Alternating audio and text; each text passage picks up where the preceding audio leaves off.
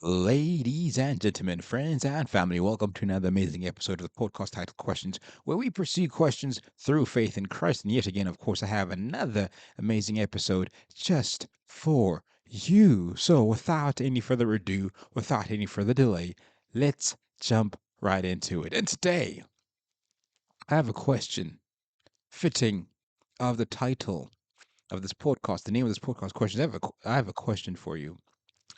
Why is it that people don't go to church anymore? Why is it that people are no longer interested in going to church anymore? And more specifically, young people. Well, I don't have a specific answer, but I want to talk about it. I want us to discuss because I think I think it's pretty obvious. I think it's very obvious. I think you already know why people don't go to church anymore. I was sitting with a friend of mine, lovely, amazing, awesome friend of mine. She's a personal trainer. She's a personal trainer, probably some of the best, finest personal trainers in the city of San Francisco. But of course, I'm probably being biased because she's my friend. But anyways, she said something to me the other day. Oh, we were sitting down just for lunch and we had a conversation, and she said something that made me think and something that actually made me reconsider my faith. She told me about how when she was younger in her past, when she was back home, um, she was raised in a religious family. She studied the Bible, they read the Bible, they prayed, the whole thing, the whole nine yards. But and now she no longer really does that. She doesn't does that.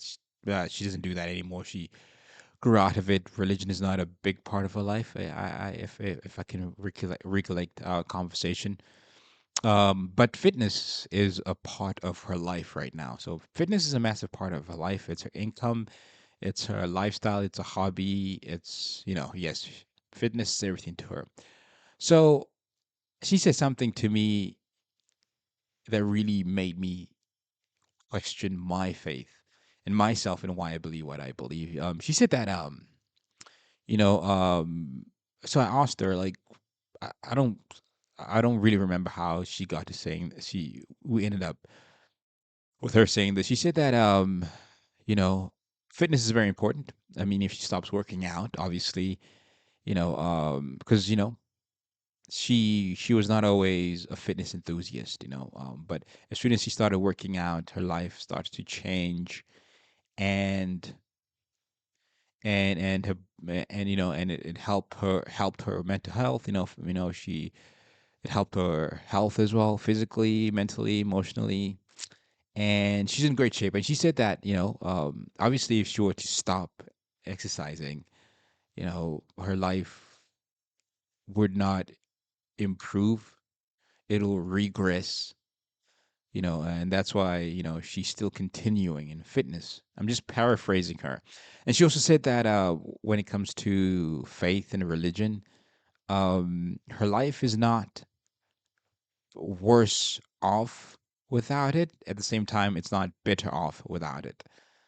Um, eh, Although her life would be worse off without fitness, her life will always be better off because of fitness. So it made me think, I thought that was something extremely important that she said there. Like, I'm just paraphrasing our conversation. I don't remember verbatim, the how she phrased it. Is that her life is not worse off without religion, still the same. Um, but her life would be worse off without fitness. For obvious reasons. I mean, I'm a fitness enthusiast myself. I think my life would take a turn for the worst if I stopped training. 100% it will take a turn for the worst. But then I thought about it, like, would my life take a huge turn for the worst if I stopped believing or practicing my faith? Because clearly her life is not any worse off. In fact, it's better because she has fitness. So it made me question, like, why do I believe what I believe, and like, will my life be better off without faith? But to answer that question for myself, I feel as if my life is better off with faith because it's Christ who, because is Christ is who I aspire to be like. He is my guide in how I, in how I treat people, and in how I navigate through life. So it's very important for me because Christ always brought me back into what it is to love my neighbor, and how I should conduct myself. So faith in that regard is very important to me, and I think without it, my life would be worse off. Because I I admire Christ. Just to answer that question for myself, but it also made me think. Also, like I understand now why people don't go to church because if people stop going to church, like it's not like their life would be worse off without it. I can sit here and list 1,000 reasons as to why people don't go to church. But I think, speaking to my friend, it was made clear and obvious as to why, church is nothing of importance to her, as it seems from our conversation, because it's something that I haven't stopped thinking about. I think for one, I can speak for myself. Um, there are so many churches out there to begin with. Like where do I even start looking for one? But I think honestly, if I could just at the top of my head thinking of like listing out major reasons as why people, especially young people, stopped going to church or have one nothing to do with church, it's because of authenticity. You know, authenticity. That's a big word. Authenticity. I'll make an example. Professional wrestling. I feel as if for those who don't know, I'm talking about WWE, fake wrestling. That one. I think if I would struggle, I'm a huge pro wrestling fan. I think I would struggle being a pro wrestling fan now because it's obvious the cat is out of the bag. We all know it's all fake and scripted, and it's just a circus. Now we know, but I think if wrestling was as open in terms of its behind the scenes like it is today, back then when I was a kid and as a fan, I don't think I would have enjoyed it. Like I believed in the characters, the storylines. I actually believed that there was a wrestler called The Undertaker who died and he came back to life, and I was convinced of these things. There was a mystique, a mystery about wrestling in that, like I mean there were people we were wondering, is this real, is this fake, but there was something about it that felt real, and it just felt authentic. Fast forward, a decade later, now the cat's out the bag. We all know that, no, the Undertaker is actually just the guy playing a character. This is not real. The storylines are not real. They don't really hate each other. It's just all not real, and a lot of people because of that have lost interest. They don't watch it anymore, and I kind of also lost interest. Like I'm a casual viewer now. Like I'll literally just watch like 5 minute clips of a segment of my favorite wrestler, or I'll watch one specific match randomly. Like I don't consume it as much as I used to when I was a kid because the cat's out the bag. And the reason why I'm using this as an example is that like it's like the cat's out the bag with the church. You know, Now we all know that it's all an act. It's all pretense. There was a time, I think, even when I was younger, like um,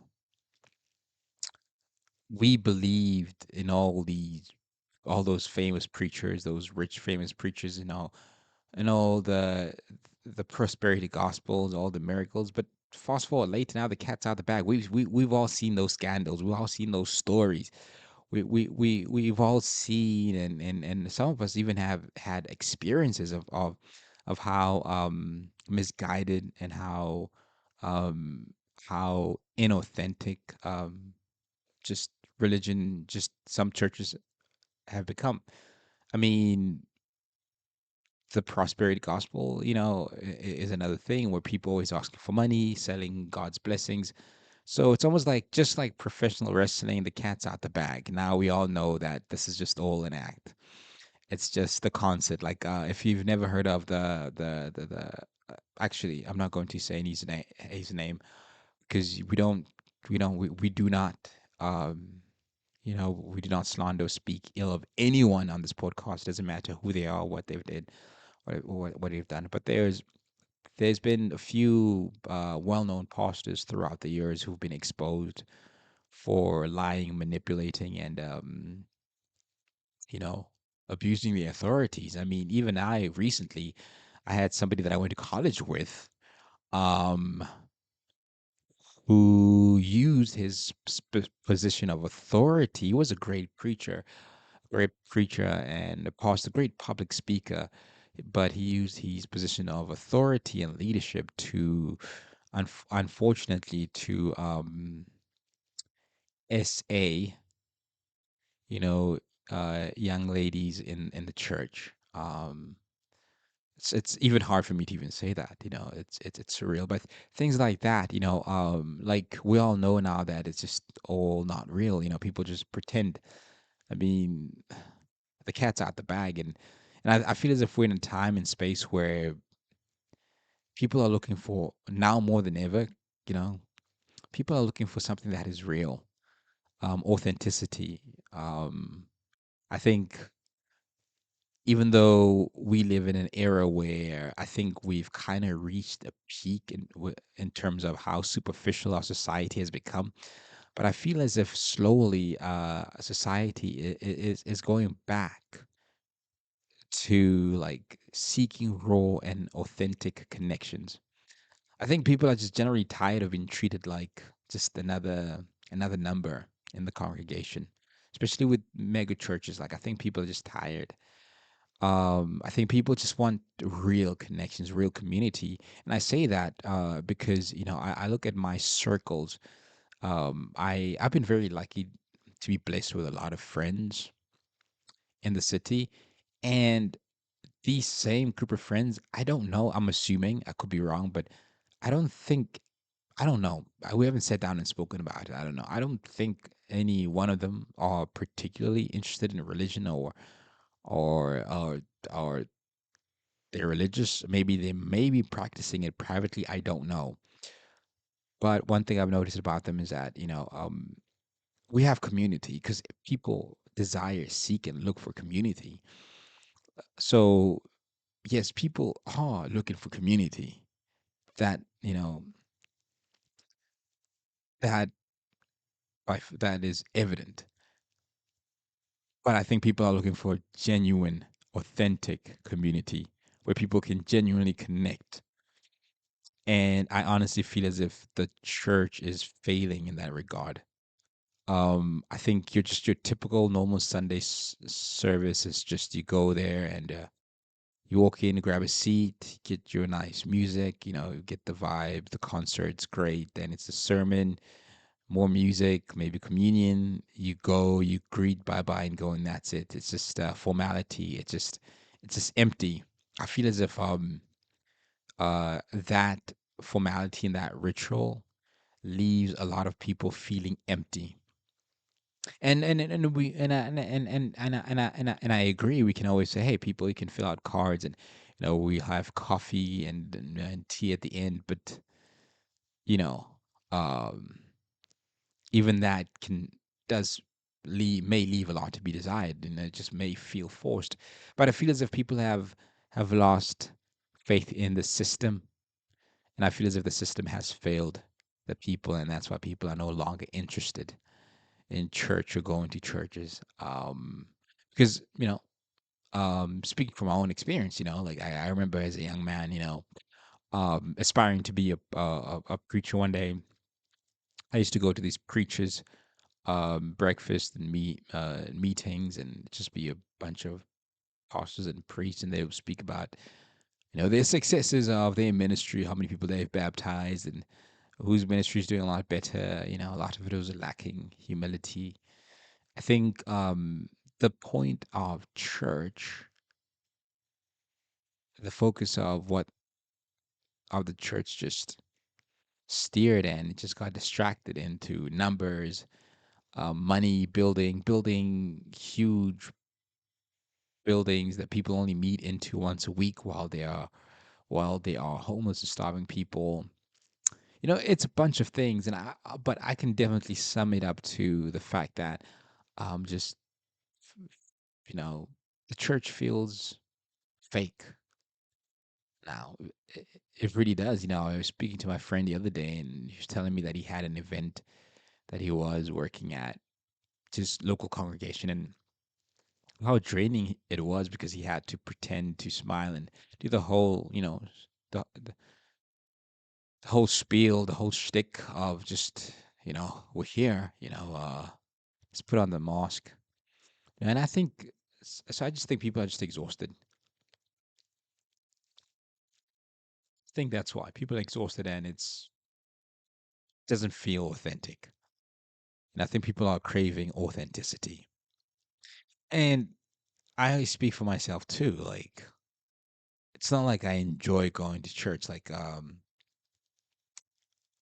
think the system, it's, I'm it feels, if I speak for myself, it feels a bit boring. I go to church, greet, hi, hey, hello, sit down, the music, the sermon, which the sermon I always sleep. Like, 9 times out of 10, I just fall asleep. Not because I want to, but because, I'm probably tired. And why is church always in the morning too? That's one thing I was wondering. Like, why is it in the morning? So yeah, so I just I just feel as if the system needs to improve, the system needs to grow. You know, I don't know why only once a week.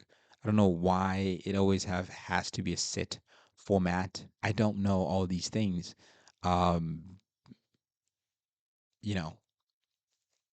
So I just think people lost faith in the system. I think the industry, if I should, the fact that I'm even calling it an industry is as problematic. I think just like professional wrestling, it's just the curtain has been pulled. We all know, we all know the truth now. We all know that the Undertaker is not really an Undertaker, and he's not really dead. You know, that's the wrestling character. And we all know that these pastors aren't don't they don't really care. They just want to take your money as they've been asking for money. The things they do behind the scenes and how they behave, all of it is just an act. So people kind of have that feeling. I'm not saying not all churches are like that, of course, absolutely not. But I think that's the consensus. I don't. Am I even saying the word correctly? But you understand what I'm trying to say. I think that is the mindset now. It's like you know, it's really extremely hard to find an authentic church. It really is. And I don't blame people for stop going, or stop seeking, or stop searching. Um, so people just form their own communities, fitness communities, or communities of certain hobbies. So the need for community is there. It's just that the church can no longer facilitate that. Where the church used to be back in the day, almost speaking as if I'm old. Back in the day, the church used to facilitate community. The church used to be where people wanted to go meet other people, you know. But after a while, people realized, with the same example as I made with my friend, people realized that they're probably far better off without it. You know, I feel as if in most people's cases, they are far better off without church than having church in their lives. You know, so I think for me, I think the church needs to be a lot more authentic. I think we can do less with the performances I think we could do less of the preaching, and I think we could do a lot more with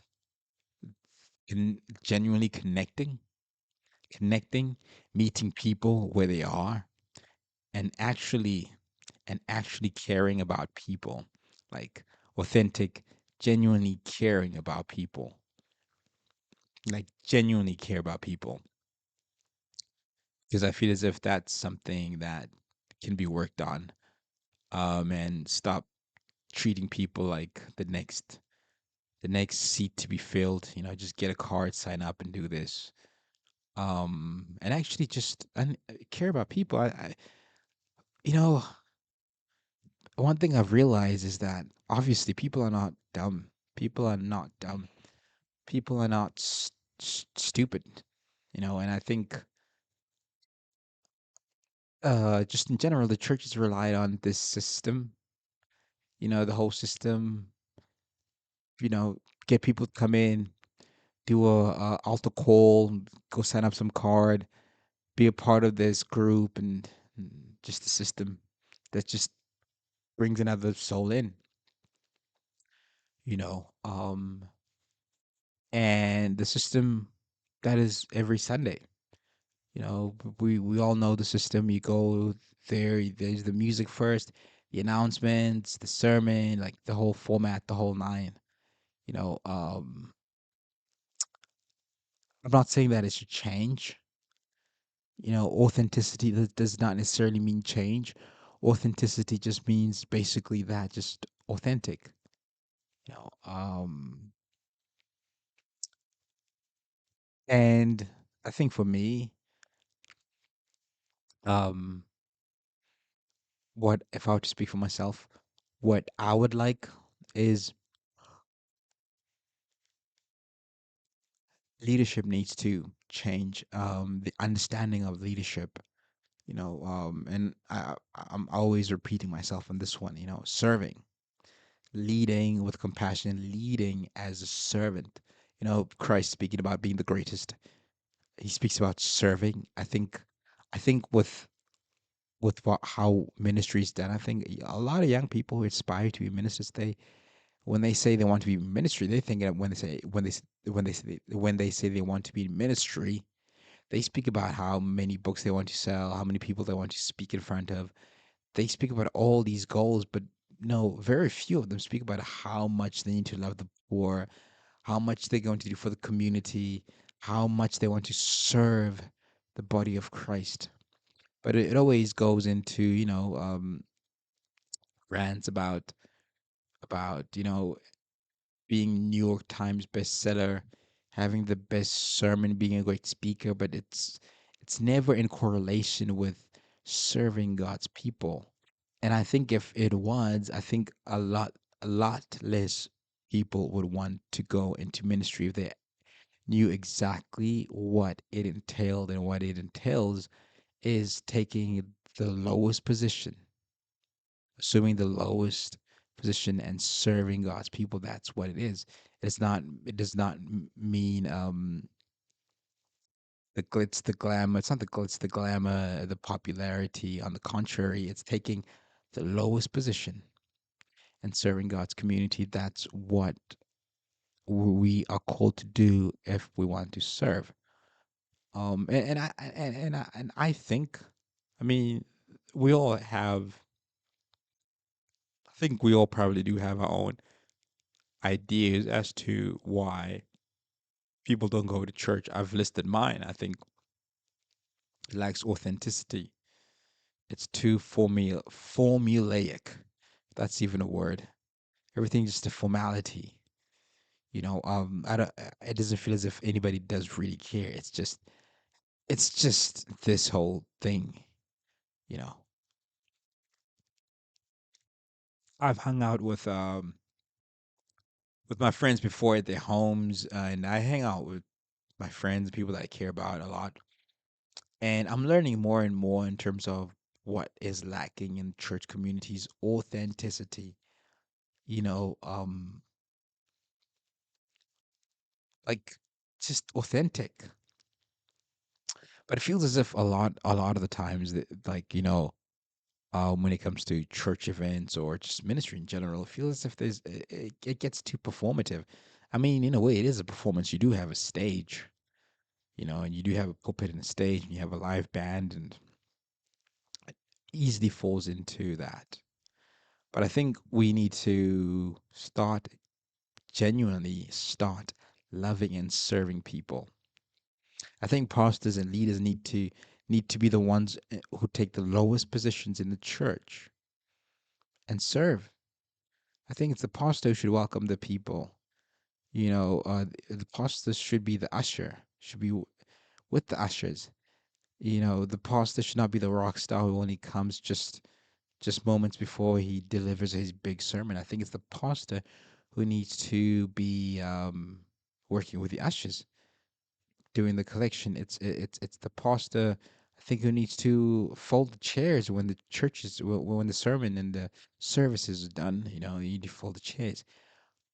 And I know you listen to me and thinking, no, but he's the pastor, and I think that is precisely the problem. Is that there's a hierarchy. There should not be a hierarchy because Christ said that the greatest among you will be a servant. We're called to serve, not to be served. And I think one thing I wish young preachers, I wish young aspiring preachers should know, something that I believe I should have known when I was a lot younger, is that what uh, to be taught what real leadership is in the kingdom of God. It's not assuming the highest position. Christ speaking. I know I say this over and over again, speaking to his disciples, telling them how the rulers of the Gentiles lord their authority over them, but he he does not want his disciples to do that, but he wants his disciples to take the lowest position and serve, just like how Christ was washing his disciples' feet, just like how Christ left his own divinity to become the lowest, to become a human being and serve humanity. I mean, that's a beautiful, mind blowing story about the how God became less than God and became the lowest amongst humanity and served. I think our pastors should not be rock stars. They should be servants. And you might say like then nobody would want to be the pastor anymore. And that's exactly the point.